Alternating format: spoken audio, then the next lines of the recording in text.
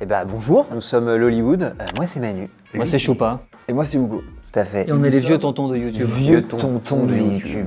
Ah ça, je vais sortir mes stats. Alors, l'Hollywood, on a fait plus de 200 sketchs en 6 ans. Et on a aujourd'hui 3,3 millions d'abonnés que l'on chérit et dont on connaît les prénoms de chaque personne. Voilà.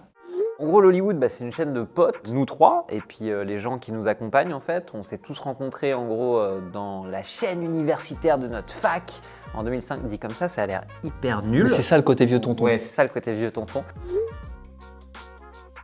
C'est difficile, on a eu la chance de tourner avec plein de gens, aussi bien de YouTube que de la télé. Honnêtement, moi j'ai cité Kinvey parce que on le connaît pas du tout. On avait l'idée de faire une parodie de Weshden au moment où Weshden était un énorme phénomène. Et on s'était dit en chute, ce serait ouf qu'on ait un twist de fin dingue. Et on a pensé à Kinvey. On le connaît pas le gars. On lui envoie un message au cas où sur Instagram. Le mec nous répond dans les 5 minutes, fait « Salut les gars, j'aime trop ce que vous faites, franchement ça me fait trop marrer, vous me tenez au courant, je m'organise. » Et le mec vient de Rouen, spécialement pour nous. Il a fait un aller-retour, il a fait un Rouen-Paris juste pour une seconde. Une seconde habillé dans un jogging rose et dire « Alors les gars ?» Alors comme ça, personne vient à mes concerts. Mais quand je me déguise en gamine de 16 ans, tout le monde m'écoute? Bande de pervers.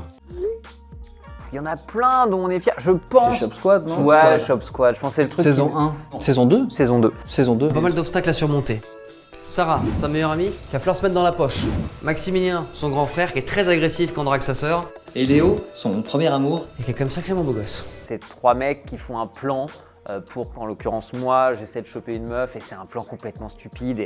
Et c'est notre première petite fiction de 8 minutes. Et je me rappelle que quand on s'est sorti, on est là, voilà, c'est ça qu'on a envie de faire. Le pire, moi je l'ai en tête, c'est Mamie Anti-Malaise. Oh, Non, je suis même pas sûr que ça soit ça. Non, c'est le problème de Choupa, c'est qu'il est trop gouverné par les chiffres. Et on l'a sorti en fin juillet. Je suis gouverné par la gêne.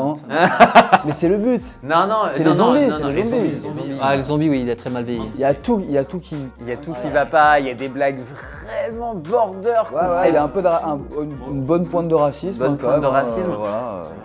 Un petit racisme ordinaire et tout. Tout. Franchement, il est nul. Tu pars en vacances cet été? Ah non, c'est mort. Il y a les impôts qui sont passés par là. Ça m'a coûté un bras.